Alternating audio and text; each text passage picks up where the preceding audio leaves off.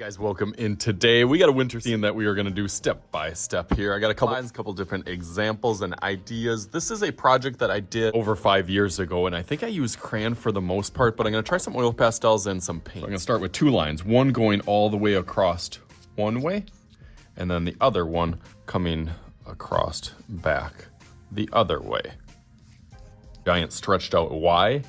Okay, so then that gives me a frame. For this project, you can use a little bit thicker paper. I do have some mixed media kind of sketchbook paper. This one's a little bit thicker. You can kind of hear the thickness on that one. That's one I'll probably paint with. But I also have just some regular construction paper that if I flip it over, I have the same thing on that side. Two different sets that I have here. For this picture, I kind of want that transition from kind of yellowish green at the bottom up into darker green, blue, and then a little bit of purple as we get to the tops. That's what I'm going to set up. I'm going to just kind of play with some of that balance and some of that color kind of going on here. And you can see that, yes, you can mix them together, but really as they go on just lightly, it's going to be a little bit more like crayon. It's going to have that style to it. Until you start mixing them, that's when it kind of gets a little bit more magical.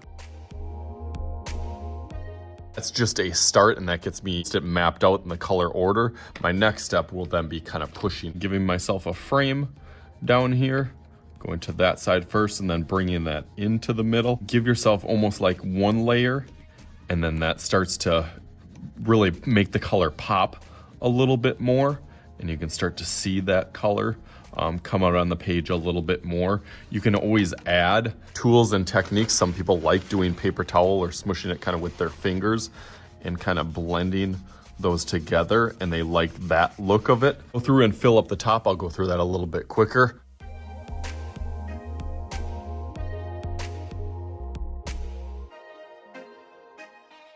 This side, as I filled up, definitely has a texture to it, so it looks a little bit more like crayons, where this side I feel like it's starting to almost look like watercolor, almost like a wash, which is probably what I'm going to do with my tempura cakes on the other one. If you like that look but really don't have the patience for painting, this is a good way to get that look. You can see I'm really like smudging it all over and evenly up to the top, so I can do that for the rest of this. Keep rolling along and finish the other side now.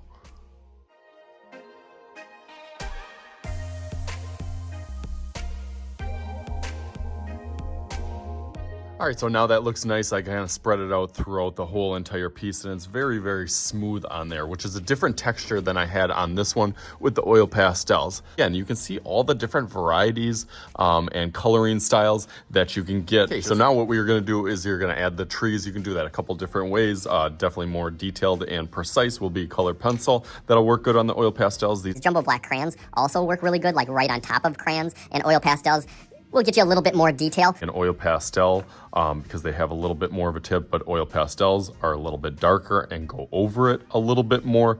So again, all these different practices and tricks kind of can work to your benefit. On this one, I use the oil pastels, but I'm gonna try on this one, kind of going with that same style of kind of down and up or over, and then just getting bigger as I go to the bottom. To do this with like down to kindergarten or first grade, they would just be starting really, really basic of learning that things get bigger as they get closer. So ones that are really, really far away on here, and then they start to still get a little bit bigger, but they're still not as big as the ones up here in the foreground. Onto your final one now. The last thing is I added these little footprints on the bottom that kind of go from one side all the way out, but really that's just kind of circles or ovals, I should say.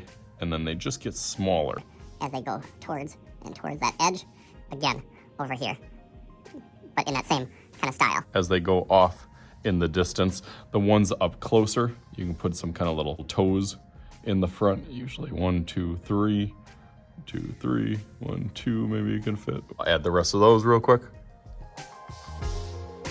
Okay, and then really to finish it up, you can add some of that blue right over the snow, just kind of in some random spots. A little bit more like snow, and then we'll smush over that with the paper towel. So you can kind of see the different varieties, kind of good, better, best, whichever style and design that you like, whether it's more crayon or oil pastel inspired or even paints. I forgot to even add my little moon. As a last finishing detail, you can put that wherever you want. I just cut it out of paper. Hopefully you guys can have some fun with this winter scene project. As always, I am Mr. Shooty. This is Mr. Shooty's Art Class. We'll talk to you guys later.